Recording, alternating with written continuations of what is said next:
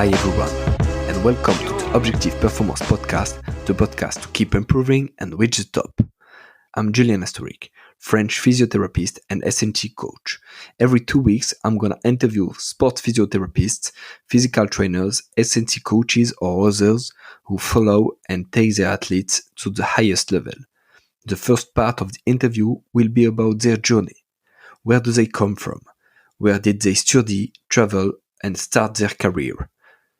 Then, what they are currently doing and what we can learn from it. What is their current research topic? How can this improve our skills? And finally, we will discuss their mentors, their favorite books, and how can we contact them. As usual, I'm counting on your support. So if you like the episode, don't forget to give this episode 5 stars on No Minute as well as on Spotify and Apple Podcast with good comment. In the same way, I encourage you to share this episode on social media, especially in story on Instagram or via a post on LinkedIn. It's clearly what helps me the most to make this podcast known. Have a good listen, everyone. Hi, Nick. Hello, how are you? I'm fine, thank you. What about you? Yeah, no, I'm good, thanks. I'm good. Nice. I'm really happy to get you on my podcast. And my first question will be, what does the word performance means to you? It's a good question, isn't it? Performance for me is, I suppose, you being happy or being able to express your abilities when there's lots of pressure and there's lots of fatigue, and you've been able to express yourself in the cauldron of competition at a level that is at your potential or higher. So that's probably what performance means to me. Yeah, great. And can you tell us, where do you come from, where do you study, and how did you become the S&C coach for the All Blacks?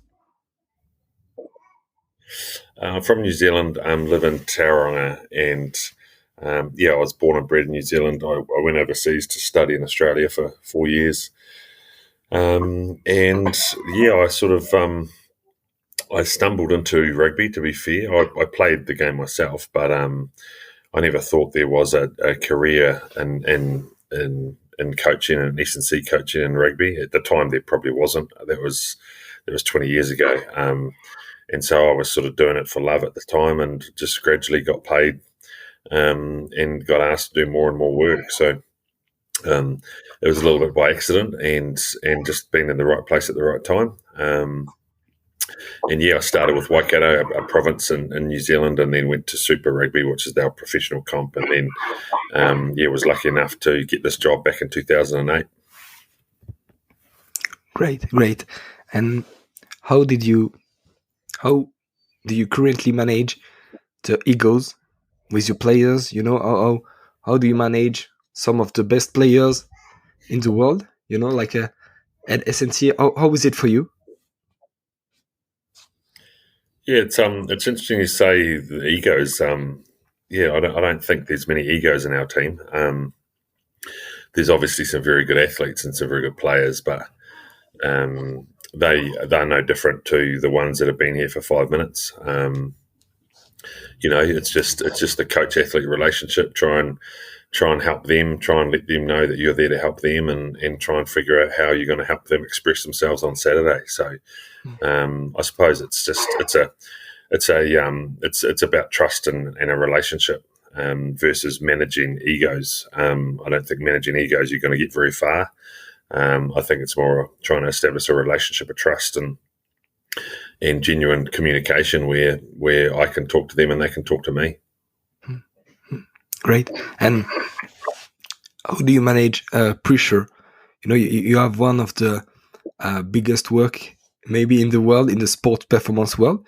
And how do you manage? Because it's been a while, you have this kind of job. And how do you do? Yeah, drink lots of red wine from France, mate. It can't No, it's a good question. There's lots of pressure, obviously, isn't there, just to perform. to help the team perform, and the outcome on the weekend is what sort of is the yardstick for how well the group's going. Which is not entirely correct, but that's essentially what people look at as the result. And I suppose pressure, we all deal with it differently. I exercise, I train, I sleep lots, I eat lots of chocolate. I sort of just try to look after myself and try and front each day and not worry too much about the outcome. Just try and focus on the process. So, yeah, focus on the process, look after my own energy is the key. Great. How many people are in the All Black staff? You mean the performance staff, the health team? Yeah. We have a doctor, physio, a manual therapist, a nutritionist, a sports scientist, and me. So there's 6 of us. Okay. So we all have a pretty clear role, and we work together on the athletes, obviously, trying to manage workload and make sure nutrition's on point, and injuries and niggles and treatment and recovery. So yeah, there's 6 of us, and yeah, so I think it's a reasonably small team on international standards, but a very experienced team. Some of us have been with the team for 15, 16. I think a couple of staff have been with the team for 20 years. So yeah, she's been a bit of continuity there, that's for sure. Yeah, it's amazing. I think you build some relation with these guys very strong. That's why you can work you can trust them. Absolutely, yeah. Trust and just understand how each person ticks. In the pressure cooker of the All Blacks is important. Yeah. Mm-hmm. And if we take an example of an injured player, what do you do, and what the physio does? How do you organize a rehab when you are on tour? Yeah, I mean, so it's just a simple process. It's no different than any other injured player process around the world, I'd imagine, where the first step is accurate diagnosis and understanding what's actually wrong. And then once that's occurred, you're in the acute phase of injury management, where the physio and doctor will be putting a plan in place around, how long or how many days to stay sort of wrapped in cotton wool, so to speak. And then Pete, our physio, takes over and pretty much will reactivate and start to strengthen and rehabilitate. And him and I work closely on how the S&C, or how the fitness and conditioning work, sort of dovetails into the rehab program. But we basically, like the rehab program is still a performance program where we're trying to improve the athlete's performance day upon day to be back out on the park. During the season, when you're not with the All Blacks, how do you connect with all the other staff, in New Zealand? Do you go to see them? Do you have a meeting with them to talk about maybe future players or current players? How do you take information, and how do you exchange information? Yeah, it's New Zealand's quite small, so it's quite easy to do. We will meet up. We will talk on Zoom. We'll pick up the phone and have a chat the old fashioned way.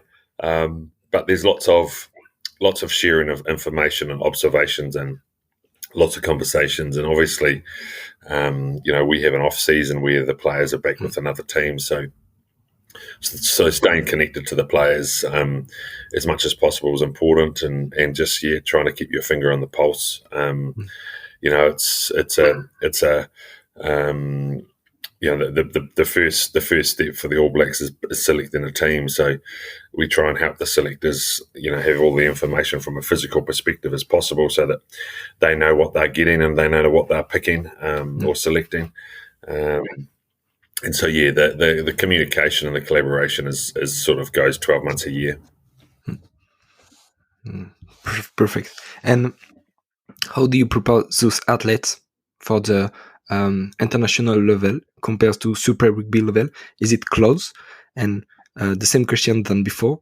How do you give like a great guide or like a framework for all the S&C coach in the Super Rugby teams? Do you work all together to see what is the biggest demand in international level, and what is a Super Rugby demand, and how do you bridge the gap? Yeah, I think Julian, when I started, there was a big gap, and it was mainly to do with professionalism, I think, and that the All Blacks used to train way harder, a lot harder and a lot longer than the super teams. But I think the gaps closed significantly where, Super Rugby is truly a professional team now and a competition, and the athletes work pretty hard and the coaches work hard, and the gap between training volume and intensity to what happens at the All Blacks is probably nowhere near as big as it used to be. We have a lot of travel that gets thrown into our week, which compounds things significantly. But that's one big difference. And I think your second point about the collaboration or the working with the clubs and stuff, that's an ongoing process, isn't it? What's going on in Super Rugby? The rules change often in Super Rugby. Experimental laws come in and they try something, and I know there's some changes in place for next year. So trying to understand the implications of those changes in the game and the international game is probably something we just stay in touch with. And in terms of understanding what's happening in Super Rugby versus Test match rugby, well, again, it's such a moving beast. And every year, every season, we're trying to figure out, well, what's the difference and how do we prepare differently or better? No different to what's probably happening in France or the UK or South Africa. Everyone's trying to, you asked me to define performance earlier, and everyone's trying to chase the best performance, and how everyone achieves that is just it's a bit of a melting pot, isn't it? There's so many ways of slicing the lemon that it makes for an exciting outcome at the end. I can't wait for the World Cup because there's certainly a lot of teams that are popping their head up. We also can wait in France because it will be I hope one of the biggest World Cup. And when do you assess them during the season? Because you have NPC, Super Rugby, international level. You have lots of different competition during the season. And when do you assess them? And what kind of assessment do you do? We assess. It depends on our schedule. We had two teams in the Super Rugby final this year, so that final was on the Saturday, and we played Ireland 2 weeks later. So we had finalists for 9 days before a Test match. So there wasn't a lot of assessing going on because we didn't have time. So I suppose the answer to your question is we assess and monitor often, but there's no set defined schedule because it depends on our, I suppose, landscape that we find ourselves in at the end of each super season, at the start of each international season. So yeah, there's very much a monitoring of various things. We assess body comp all the time. We look at strength all the time. We'll look at acceleration all the time. Fitness, jump ability, all those things that everyone does. But we sort of do it in a manner that allows us to sort of keep an eye on how we're going versus, the start and the end. We've got 10 more days together. And I'm not going to be spending any time assessing people in the next 10 days when we're about to play two massive Test matches against Scotland and England. So we don't really have an opportunity at the end of a season to do much. And to be fair, it's the end of the rugby calendar for these players. They've been playing rugby for 10 months. So we know that they might not be physically as good as they could have been or were because of the sort of at the other end of the season. But the numbers that we sort of collect along the way help us understand where they're at and what they need. Mm-hmm. And so you collect data during all the season, and can you manage, or can you prepare like a kind of peak of performance for the Rugby World Cup? Would it be the goal for the next year to get them on top for the Rugby World Cup, or did you try to get them pretty much on top on 90% of their highest level during all the season, or maybe just 60% and 100% for the World Cup? Yeah, it's interesting. It's a good question, but it's not an Olympic sport, so it's the idea of a peak is probably a little bit different to a one-off event at the Olympics, in my opinion, at least. We have a group of athletes that will play a long Super Rugby season of 15 to 18 weeks. And at which time that they're trying to win a Super Rugby title and be selected for the All Blacks. So in 10 days' time, we don't have an All Black team. So our peaking is all about getting a team that's ready to rock and roll come the start of the World Cup, and ideally the sort of the quarterfinal. We'd hope to hit the quarterfinal in a good place physically and mentally, and that's really all we can ask for is a healthy team. Through Super, be selected, and then I think we have 4 or 5 games to get ready, because obviously it's not rocket science. It's not about you could be physically peaking but not be able to play the game very well. So peaking is about performance on Saturday, not about whether you jump high on Thursday. And for the warm-up in training or in a game, who is in charge?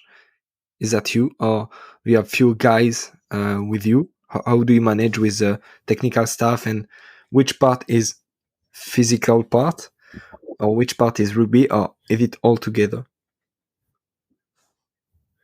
Yeah, I run the warm up, the team warm up. You're talking on game day. Yeah, I run that, and it's pretty simple. The players sort of have their routines, and we just sort of bring them together for a few minutes to do some team stuff. But it's an element of physical and mental and technical. So nothing too complicated. And really, it's just about getting the last chance to do some work to really hone the skill set in.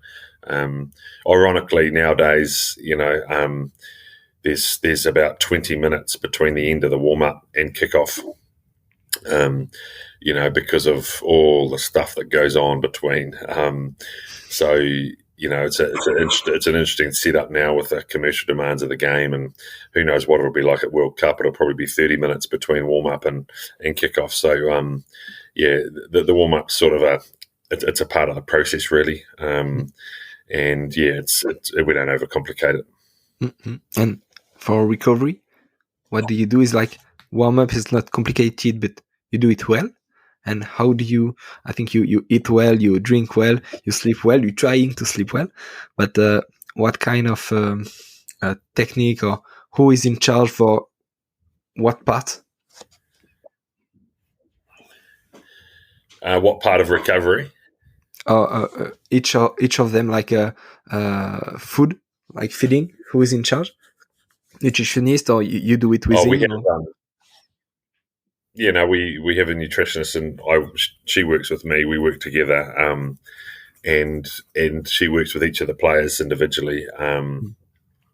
And pretty much I'll oversee and run everything else. So recoveries are, it's something, again, we don't overcomplicate. We just try and do it well, and we'll be in ice baths, we'll be in we'll be in water, we'll be doing all that sort of stuff. We'll be tracking sleep, checking in with people that aren't sleeping very well. But we've been around the world the last couple of weeks, and no one's sleeping that well at the moment. But there's nothing we can do about it, right? So you just get on with it. Yeah, great. How do you organize a game week? From the recovery after the last game, and how do you manage like big training, recover, big training, recover? During, if you played the Saturday, the next game it may be Saturday against Scotland. And how do you manage a week? It's not that difficult. We put together a schedule, and the schedule is sort of our preparation week, and that's really the content that changes, and that's the coaching side of things. So we'll have a light day and a hard day sort of thing, and I suppose it's really a matter of making sure that each player within the team's getting what they need physically. And some players we need to sort of look after, and some players we need to push a bit harder. So that's probably the most complicated part of the week. The schedule and the program is pretty set in stone. It's really within that. It's the detail in that sort of is individualized.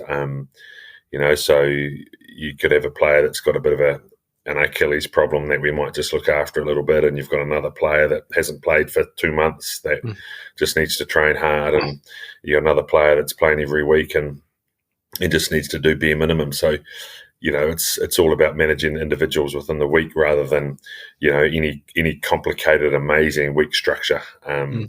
It's all about performing on Saturday, and it's a rugby team that trains a couple of times on the grass and does the basics: pushes, jumps, tackles, runs, kicks, and really everything in between. So just managing the load's probably the key.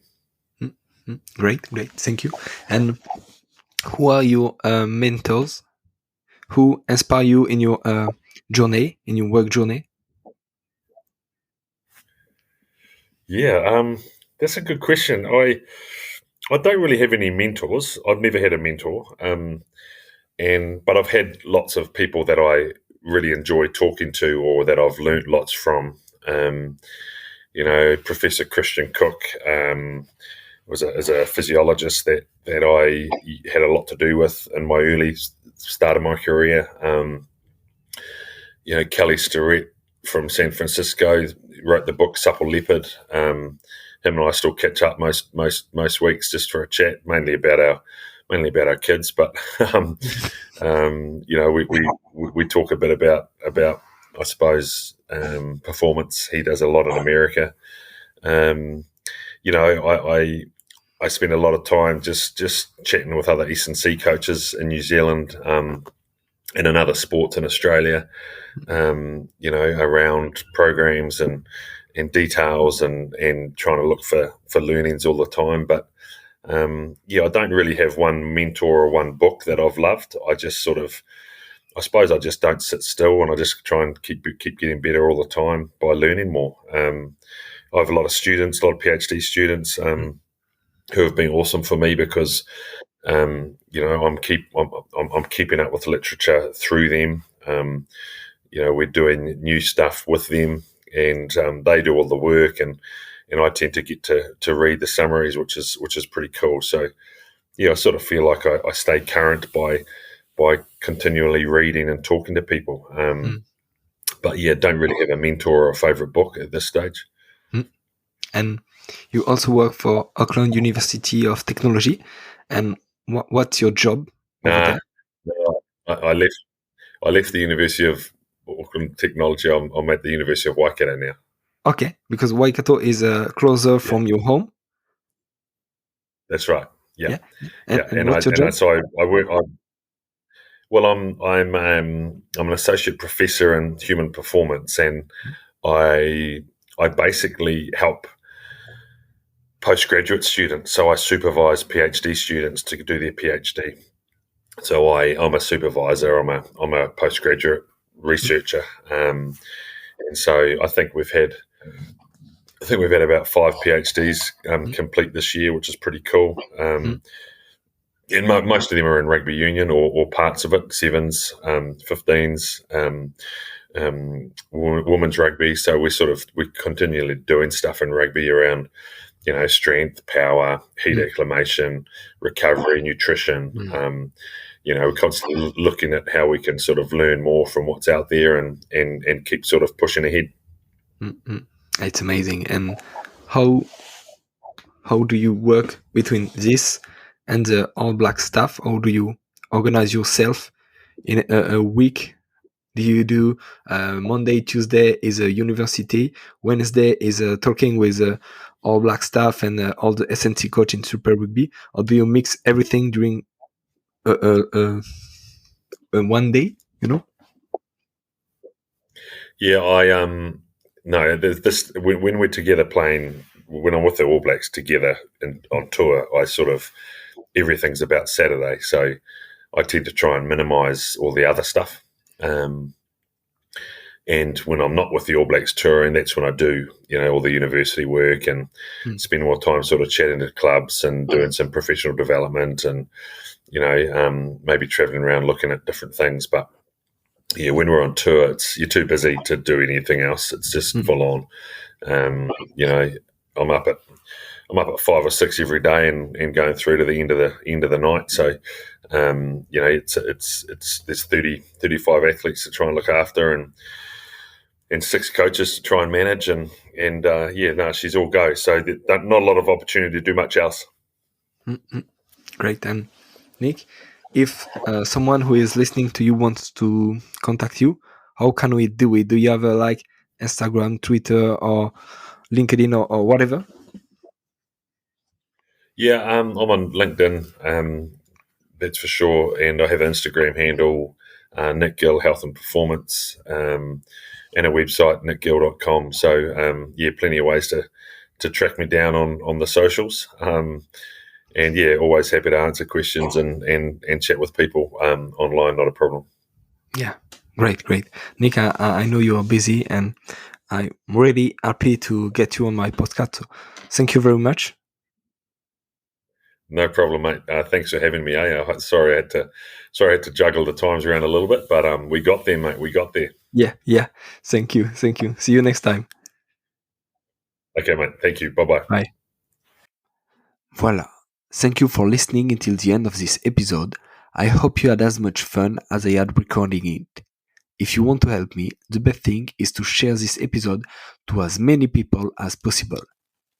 Talk about it around you. Debrief it with your colleagues. What have you learned? How can this episode help you?